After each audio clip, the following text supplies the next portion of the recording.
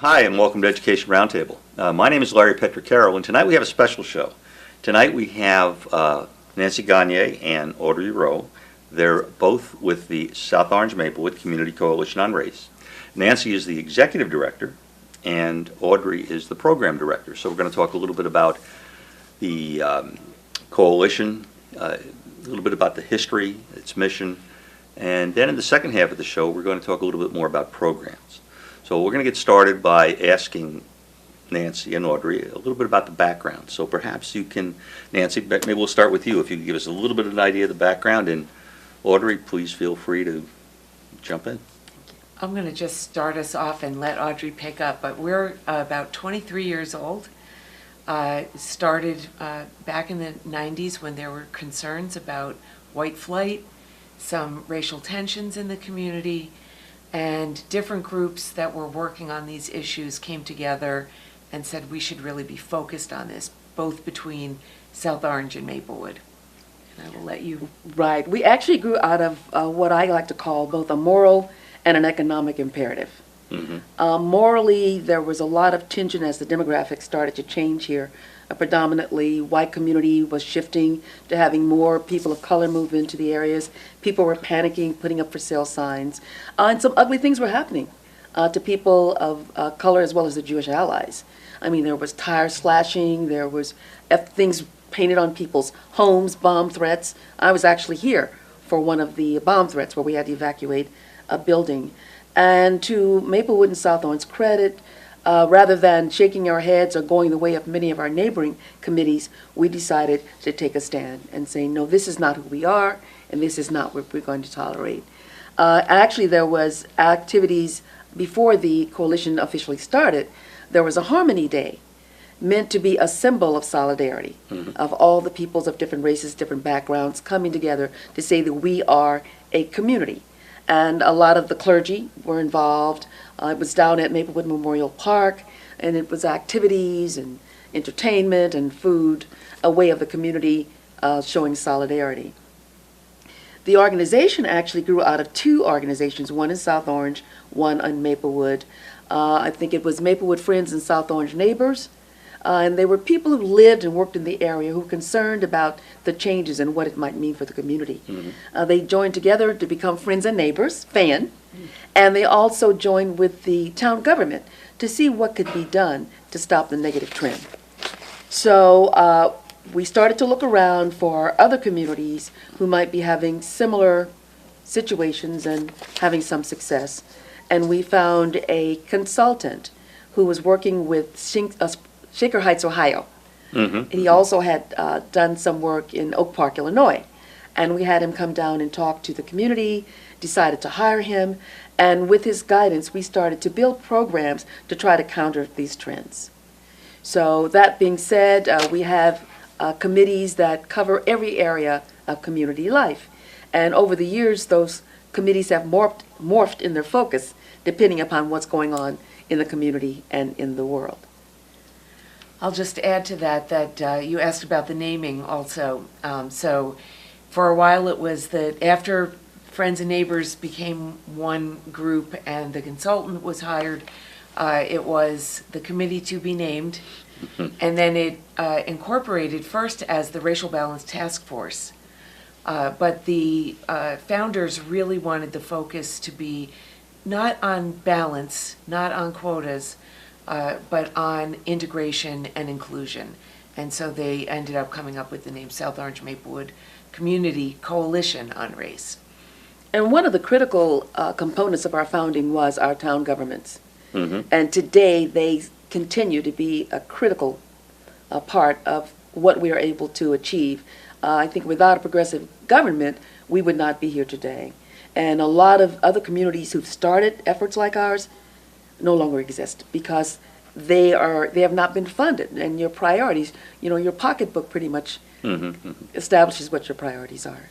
Well, so the government, they were involved from the very beginning. Absolutely. They provided the funding for the Absolutely. consultant and so forth. Absolutely. And that, you say, is something somewhat rare in this type of situation? Well, particularly today, I think that people consider race as a nice thing to do rather than a necessity. And so when budgets get tight, it's one of the first things to get cut. And if you're really serious about solving a lot of the problems associated with race, you have to be committed and you have to stay the course. People always look to these organizations like ours when there's a problem, but they don't seem to realize that without doing the work ongoing, you don't kind of eliminate those problems ever coming forth in the first place. And we got, the coalition, in addition to the municipal funding, received substantial seed funding from the Dodge Foundation in its early years. And after that, we've been on a path to raise funding on our own through individual community donations, through fundraising events, and through grants. So the municipalities are an important source of funding for us, critical but not the only source. And their moral support through the funding is a real statement to the community and to surrounding communities and to other towns across the nation that when you do this work, you really need everyone on board. And do we have communities across the nation, as you said, do they come to us for advice, or Yes. do we find that we're sort of a mentor to other places? We get phone calls, outreach quite a bit, many states, from California all the way east to communities throughout the state of New Jersey. So a lot of communities will call us and ask us about a particular program, for instance, conversations on race. Especially when there are racial tensions in a community, that's the first thing that people will reach for as a program. We want to sit down and bring people face to face and have a conversation. Others will call us and ask us about everything, soup to nuts. What do you do? How do you do this in all aspects of community life, as Audrey said earlier? Some want to know about our funding, about the municipal support, but generally it's about specific programming. And when we get those calls, we're happy to advise. We share a lot of our materials. Our website is a repository for everything that we've done over the years so people can really investigate. We've also gotten phone calls from people who write about racial integration efforts, whether they're academics or reporters. They want to put the news out there. So sometimes we're studied as an example. In fact, we're working with a young woman getting a PhD at Yale right now who's writing on racial integration and fair housing issues. And we're providing her with as much information as we can, and will be included in that writing. Often we'll get a call and we'll find that someone has Googled race and race issues, and we're kind of a last man standing. And so from that standpoint, I think that the community has a lot to be proud of, that over the years we have continued to stand and to grow stronger. We have a lot of local communities who reach out to us as well, whether it be in Summit or in Union, in Providence. People want us to come out who want to start similar organizations and kind of figure out how we got started, and what were some of the pitfalls and things like that. And we are always willing to share, because as Nancy said in our mission statement, our goal is to work in such a way that we develop a culture and processes and approaches that can be shared by people all over the country, and to become a model, if you will, for the nation of what it means to be a truly integrated and inclusive community. We're not there yet, but we're making some headways. And just the journey is so important that one of the things, sometimes we smile because people think that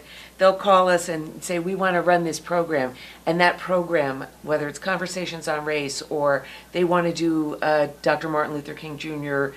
Observance and celebration, that will be the thing that brings everyone together and then tensions are solved. And we always advise them, it doesn't work that way. This is persistent, consistent work. We do it every day for years on end. We do not see an end to this work. You have to stay at it. I think that's probably true of many things. The two questions, and if I may, is there an umbrella organization that we're a part of that is trying to address this? Is there like an Uber organization or whatever At one point in time, there was a national That's what I organization meant, yeah. known as Fund for an Open Society. To our knowledge, they had dwindled down to some very local work. We're not aware of any active work that they're doing currently. But, and they worked with organizations like ourselves all around the country. At one point in time, we, I guess we're one of the few kind of pearls left on the chain for them, so to speak. And some of our funding for programs like housing actually came from Fund for an Open Society. It was partially funded by our local governments and Fund for an Open Society. Between the three, they created a fund that we use to promote our integration policies through housing efforts. Well, if the fact that you've been successful, and I think your point, Nancy, is to me it's clear. You never stop working. You just can't just do that. But was there something, some spark, something unusual about the community, the location, that has enabled you to continue to do the work and to continue to do it successfully? Successfully in the sense that, or persistently might be the way to do it, that you continue to have access to the funding and to the support. Is there something different about these communities or not? I've got a thought, but Nancy's lived here for forever. Well, we both have thoughts. I'll start and then please chime in. Our location definitely helps because we are a so-called bedroom community to Manhattan. So we're a desirable community on a train line. But we are also, we sometimes describe ourselves as an integrated community in a sea of segregated communities, which is true for a lot of New Jersey. But we border communities that are either very white or mostly people of color. And to create, to work at a community that is integrated, there was the possibility here, given our location and the benefits of the train line, but I just lost my train of thought, so you can pick up from there. And it's probably what you were going to say. I think there's been a mindset, even when this community was predominantly, almost exclusively white, there was a sense of fairness here. We have articles on our wall in the office from the 1950s where 1,700 people signed petitions supporting fair housing, saying that anybody of any race should be able to live in these communities. And I think there's been a critical mass here for many years that's open to that whole concept and building upon that over time. Okay. But it also, I'll finish my thought, the train of thought that I lost totally speaks to what you're saying. It may have started, there were instances of people motivated to do this work, and it would ebb and flow. But to have an organization like ours with people, many volunteers, a grassroots group that is committed to building what we call a culture of integration. So it takes both. You establish that culture, and then as you draw people into the community, they are committed to maintaining that. So then you have this sort of perfect storm there to maintain what we have. That makes sense. I guess I think what I heard you say was that we're attracting the people who already have the visions and the ideals that we do. Okay. That's exactly right. And we actually use that in our messaging for our promotions.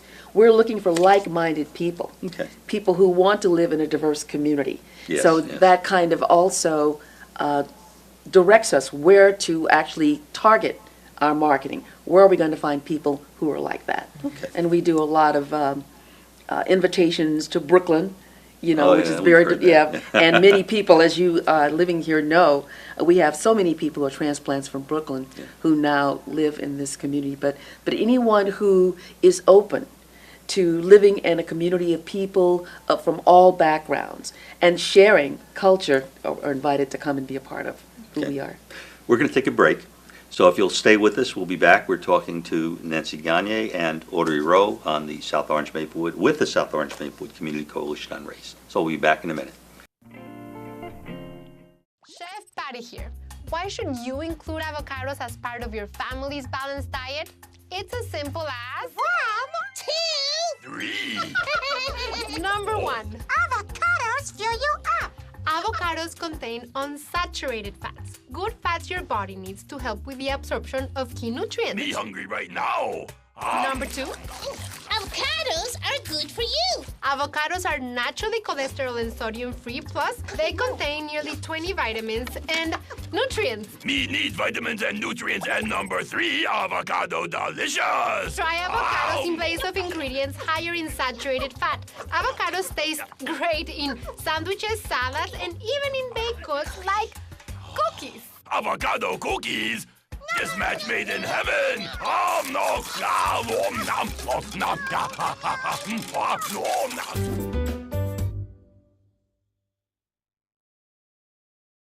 Okay, well, welcome back to this special edition of Education Roundtable. I'm here with Nancy Gagne and Audrey Rowe of the South Orange Maplewood Community Coalition on Race. And we also have with us the second half of the show, Gregory Osborne. Gregory is the founder of the Progressive Theater Company. He's also a Columbia High School graduate, and he's involved in one of the programs, one of the many programs that the Community Coalition is involved with. So I'm going to ask our program director, Audrey Rowe, to talk to Gregory about his program. So Audrey, if you would. Well, thank you. Before I talk to Gregory, just want to talk a little bit about programming in general. It's our intent to use programs to reach our end of bringing people together so that we're a truly integrated community and truly inclusive. I underscore the word truly because we want to get beyond the situation where people are smiling and nodding, but never really developing authentic relationships. And art is one of the ways that we do that. So the program with Gregory, we're very excited to be collaborating on, that we'll talk a bit about a little bit later. In addition to the arts, we also do a lot of conversations. That's one of our signature events, something we call Conversations on Race. Because if people can't have candid conversations, they never reach an understanding. They never really get the benefit of the richness of their different backgrounds and cultures. So we sponsor annually Conversations on Race. That's facilitated. We train our facilitators so people aren't just coming together randomly, and people are in a safe space. And we try to take the conversation to a deeper level and get at some of the real issues that people get stuck on, that keeps us from really resolving some of the things that separate us. In addition to Conversations on Race, we do a lot of programs with around our schools. In particular, we, the coalition, actually brought some of the first experts to the district around this issue of the achievement gap. Dr. Ronald Ferguson, we brought it to the district, and we've since been working with the district to do cultural competency training for our teachers. We also work with parents in terms of how they can support their children more effectively in the school district, so every student gets the best of what this district has to offer, not just the student who is most assertive and most aggressive. In addition to schools, we work in the neighborhoods. We try to bring people out of their homes and into projects where they work together, because that's how you build relationships, once again, when you're working on a common goal, and you can start to see what you have in common rather than get stuck on the myths of what separates us.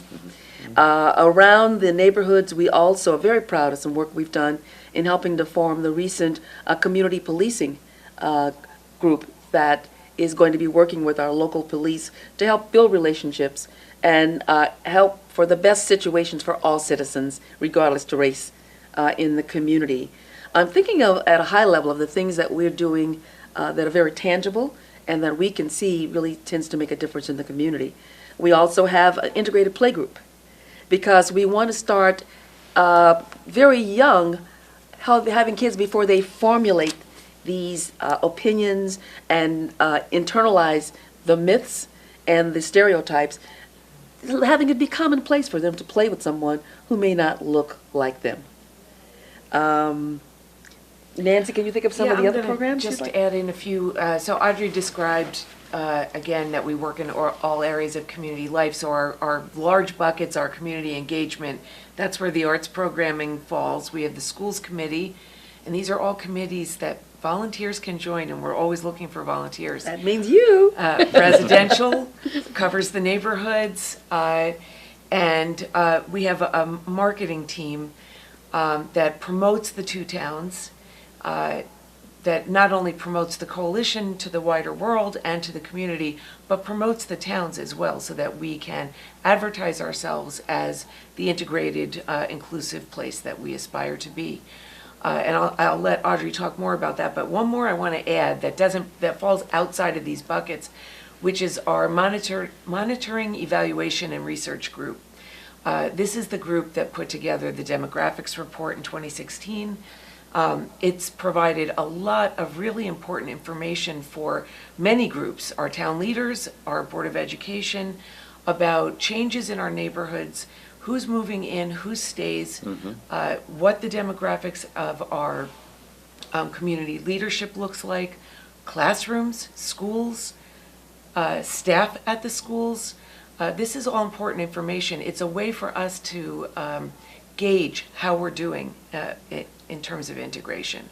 Are we really walking the walk? And we found that it was very sobering. We found in some places we're doing an okay job, some places we're doing a good job, some places we've really fallen down. And that I'm going to use that to let Audrey lead into the marketing team. Yes. The marketing team, as Nancy mentioned, it has a dual focus. We want to make sure that people who live here know what we're doing, why we do it, and feel inspired to get engaged. But we also want to let the outside world know that we exist as a community and invite them in to be a part of what we're doing. We recently entered into a project with Seton Hall University, who we consider part of our community as well, to try to get underneath some of the numbers. People have perceptions. Some of them are true, some of them are not. And we wanted to get to the bottom of what we look like as a community. And so we could see where the opportunities and the challenges were. And we did a research project. We had 593 Maplewood and South Orange residents respond to our survey. And we wanted to try to find out what was impacting some of the shifts that we're seeing in the demographics here. I'd like to make the point that when people think about integration, there's a false perception that it only applies or is important to people of color. Right. But integration, you have to have multiple components to integrate. So there's black, there's white, there's all these other components that And make benefit integration for what all. it is. And the only way you have effective integration if all of those pieces are engaged. So what we try to do in the coalition is to make sure that we're viable on all those levels. And so when we start to see things shift, we are very intentional about trying to go in and make sure that we can keep the kind of fluidity and the vibrance that keeps us a truly integrated community. What we have found is that in this demographic study is that, to our surprise actually, the trend is that we were starting to lose our black residents. And that was kind of a surprise to a lot of people. And that over time, if that trend continued in our schools, we would see the shift where the schools, starting from the elementary schools and moving up, would be predominantly white again. And I'll just, so that we can lead into talking to Gregory Okay. about his great production that we're supporting him in. So many of the programs that we bring out to the community, the conversations on race, the coffee house discussions, we have conversations to engage people here about what it means to walk through this community as a person of color, to walk through the world that way, and white people's responsibility to understand that. And our integration through the arts programs have really helped bridge that gap for a lot of people who don't have those relationships.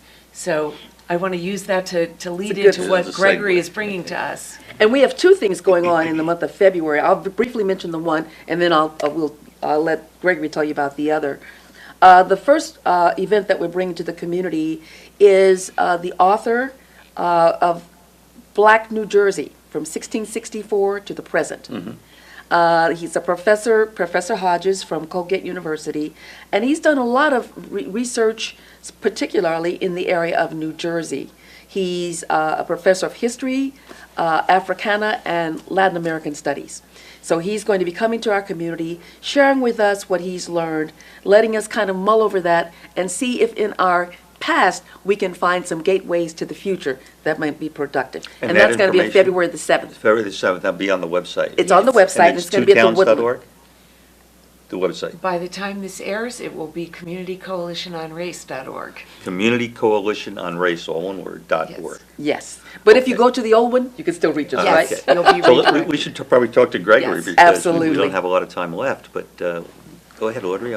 No, well, we're going to move it to February the 7th is the professor, and then Gregory's going to tell you what's happening later in the month. Yes. Please. So, my new theater company, Progressive Theater, we are working in collaboration with the SOMA, South Orange Maplewood Community Coalition on Race, Okay. in bringing the bubbly black girl sheds her chameleon skin. That's the name of the play. That's the name Okay. of the play, very long. I say it 3 times.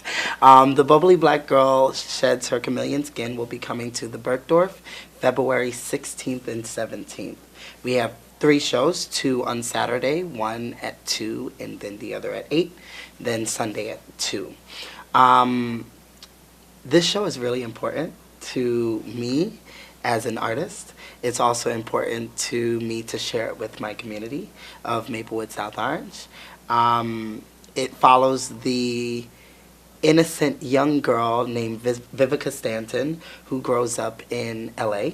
She wants to be a big dancing star, a great dancing star, and along the way, we see her lose her innocence. We discover the themes of sexual preferences. We also discover themes of race. We discover themes of feminism, colorism. So many themes that come up today in the news, and it's so relevant. So we knew that there was a need for this show, so we brought it to Maplewood, New Jersey.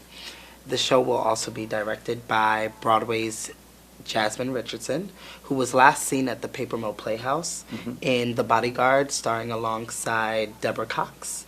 And we're just really excited to bring this here. Now, when was the play originally written? Who wrote the play? Oh, the play was written in the early 2000s by Kirsten Childs. Kirsten is brilliant at hitting topics with comedy. So I will say the show can be dark.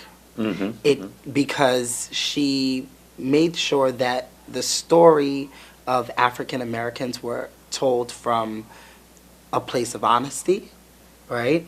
But because it is theater, we do have to lighten it up at times. We don't want to lecture people. But after the show, we are going to have a great talk back, a Q&A, with the Coalition on Race to spark the conversations that need to be had. So progressive theater, I like to say, is not about theater, and it's not about shows. Progressive theater will always be there with or without a show. What we're here to do is to bring progress within the communities we're reaching. So another way that we'll do that is when we solicit donations and sponsorships, we want to be able to bring theater to places that don't necessarily have the accessibility. So we're going to try to tour shows just like The Bubbly Black Girl or Five Guys Named Moore or Park Avenue Christmas. Yep. So the author of the play, Yes. is there a sense of autobiography about this or not? That's one thing that we want to find out. She teaches at NYU, actually. So we're going to reach out to her and see if she could come and answer those questions for us. And so after the play, there's going to be one of these conversations on race. So that's kind of seems like in a very appropriate time. And I we only have a minute, well, less than a minute left. But is part of your goal in this arts to generate conversation, but I presume you don't expect everybody to think the same. There may be some. Well, we know that people are not going to think the same because we're not the same. Right. But what I want to do, I will say, and I know we're running out of time, but my job as an actor has changed now that I am a producer, right? And I feel a great responsibility to tell the stories of blacks and Latinos, the misrepresented, because they are represented, but sometimes we're misrepresented because we're telling the stories through the eyes of people that are watching us, Okay. right?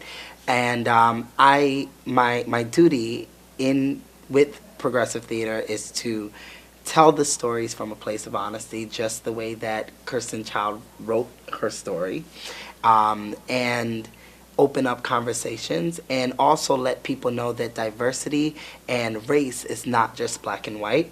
We are going to include our Asian and specific Pacific Islanders, sorry. Okay. We're going to include our Latino and Hispanics. We want to integrate, just like the Soma Coalition on Race, Community Coalition on Race. We want to integrate everyone, but we do think that the best way to do it as a theater company is to focus on each group separately. Well, I think with that, we're going to have to close. I think we've pretty much run out of time. So hopefully you'll have the opportunity. I think you said February 7th, we were going to have Professor Hodges. Professor Hodges.